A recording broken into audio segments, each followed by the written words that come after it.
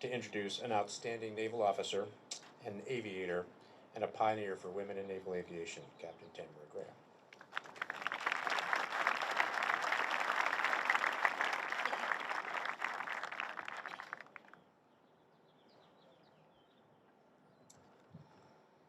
Thank you for the kind introduction and for the incredible honor of being here with all you today. Mayor Gloria and Mary, it's an absolute pleasure to share this remembrance and stage with both of you.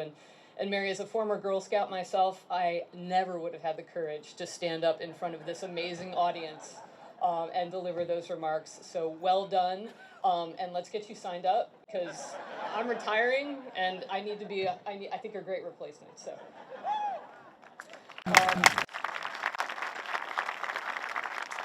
I'd like to take a brief moment to thank Admiral Kraft and the USS Midway team, not only for hosting such an amazing event as part of Legacy Week, but for the daily efforts in preserving our history and the legacy of those who've served while inspiring and educating future generations. Your mission is incredibly important, and you do it with enthusiasm and class, and I'm absolutely honored to be here on your flight deck.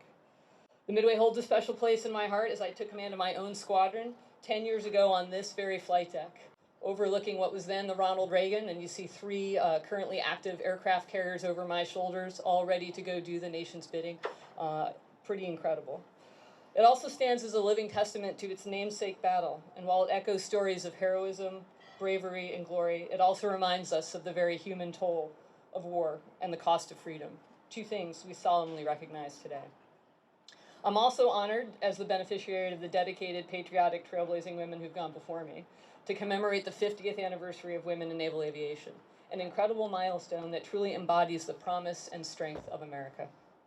First and foremost, however, we gather to remember those who have paid the ultimate price in service to the nation.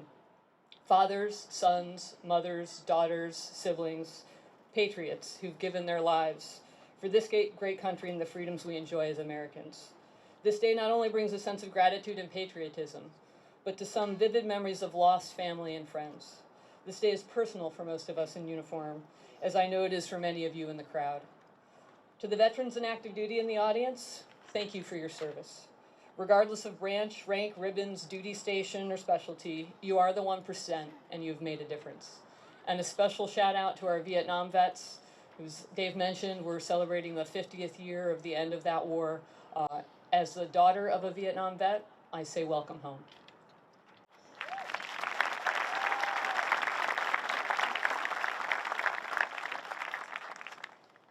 To our Gold Star families, there truly are no words, except to say our thoughts and prayers are with you. And although you feel the absence of your loved ones, not just today, but always, know you are not alone, and their memories live deeply in the people with whom they've served. Their sacrifice and yours will not be forgotten.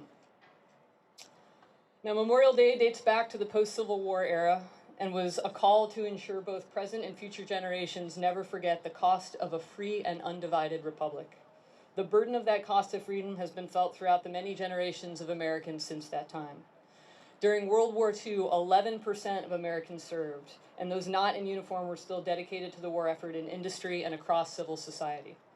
Contrast that today, where less than 0.5% serve in the military, and most Americans have lived their lives unaffected by the conflicts of the last 30 years. Those stats underscore the importance of a day like today and the importance of connecting the American public to the people who fight for their rights and freedoms here and abroad. Now, the who is at the heart of our remembrance today, and although there is no end of heroic examples of service and sacrifice we could recount, and no one person more worthy of our gratitude than another, today I'd like to highlight the role of women in service as we commemorate the 50th anniversary of women in naval aviation. Now, women have served and died in our nation's wars since the American Revolution.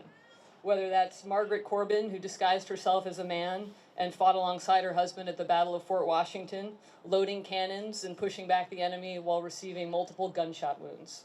She's currently interred with full military honors at West Point.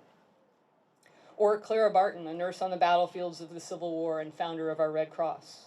Or the many nurses and telegraph operators of World War I. Or the waves and wafts of World War II. But even as women continued to serve and even lose their lives through Korea and Vietnam, their roles were constrained and relegated to what society at the time considered women's work. Our armed forces have always been a reflection of society. So society changed, so did the military, albeit at times slowly. And in 1972, then Chief of Naval Operations Admiral Elmo Zumwalt, facing retention and recruitment issues, the move to an all-volunteer service, and demands for social change at home, signed what we call ZGRAM 116, a naval order establishing greater equity for women in service and opening up numerous rates and specialties to women in the United States Navy. As a result, in March of 1973, the first group of women began U.S. Navy flight training in Pensacola, Florida. That group would become known as the First Six and would earn their coveted wings of gold. They would go on to fly transports, helicopters, hurricane hunters, and eventually jet aircraft. Navy led the way, and with their success, other services would soon follow. But despite their accomplishments, these women were constrained by the policies that limited where they could go and what they can do. And as a productive and competitive naval aviator, you can't hold the candle when you're not allowed to deploy on a ship or go overseas. So they set about to change the rules. They leveraged a concept similar to that of Dr. Martin Luther King's work in the Civil Rights Movement, professionally and resolutely highlighting through the courts and to leadership how our policies and institutions were at odds with our principles and our values. Their tenacity and personal examples of professional excellence led to incremental steps in opportunity and eventually the repeal of the Combat Exclusion Law in April of 1993, opening both Navy combat vessels and combat aircraft to women for the first time. This 20 years after they first began flight training and just 1 month after I was commissioned, or 1 month before I was commissioned an ensign in the United States Navy and a student naval aviator. So how lucky am I? The opportunity to serve without limitations, to let your skill and drive take you wherever it might lead. This was the Navy I stepped into 30 years ago, and I am grateful to the women and men who made that happen. That change of policy led me to the door of carrier aviation and life in a carrier air wing, which put me front and center in many moments of history and introduced me to some of the most amazing people you could hope to work and serve with. In my 30 years, I have sailed around the world, crossed the equator, the Red Sea, the Straits of Hormuz, the Suez Canal, and Gibraltar. I've hunted submarines in the South China Sea, flown combat missions with the SEALs in Iraq, stared down the barrels of Iranian Republican Guard gunboats, provided disaster relief and aid to the people of Japan, and commanded the Navy's finest squadron, the legendary Black Knights of HS-4. I've logged thousands of hours in the venerable H-60, on moonlit nights, on sunny days, in stormy seas and glassy waters, through sand and clouds and darkness. And I am incredibly grateful for the opportunity that was afforded me to be part of our nation's, or one of our nation's, most elite teams, to proudly wear the cloth of my country and to defend the values of freedom and democracy. Today, female naval aviators project power from the sea in every type, model, and series of aircraft the Navy flies. As critical members of our joint force around the globe, they fly and fight in strike missions, hunt submarines, protect the integrity of our nuclear triad, supply essential cargo, and rescue those in distress at sea and ashore.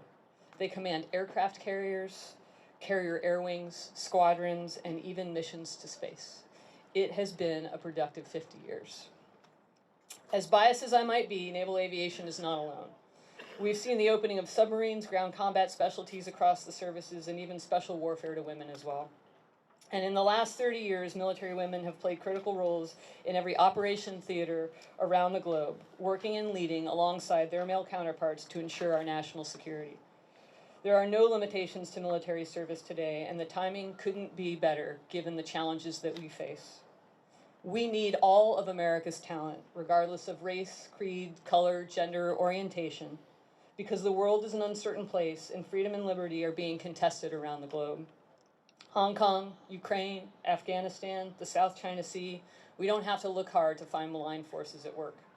And in the decades to come, America will have to lead through the uncertainty to ensure freedoms and liberties that the brave men and women we remember today died for, and that they will live on for generations to come.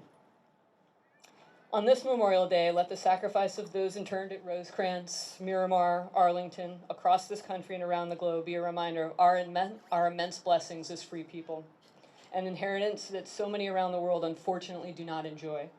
Also let it stand as a call to action, that as citizens of this great nation, we have a responsibility to support and engage in this incredible experiment in democracy. Whether it's through military service or community engagement or civil society, we all play a part in forming a more perfect union. Although the benefits of freedom and liberty are our collective birthright today, they are not a guarantee for our future. We must ensure them in the actions we take as everyday Americans, and also appreciate the everyday Americans that gave their lives that we might have that opportunity. Thank you for your time and presence today. May God bless you, America's finest city, and this great nation now and always. Fly Navy.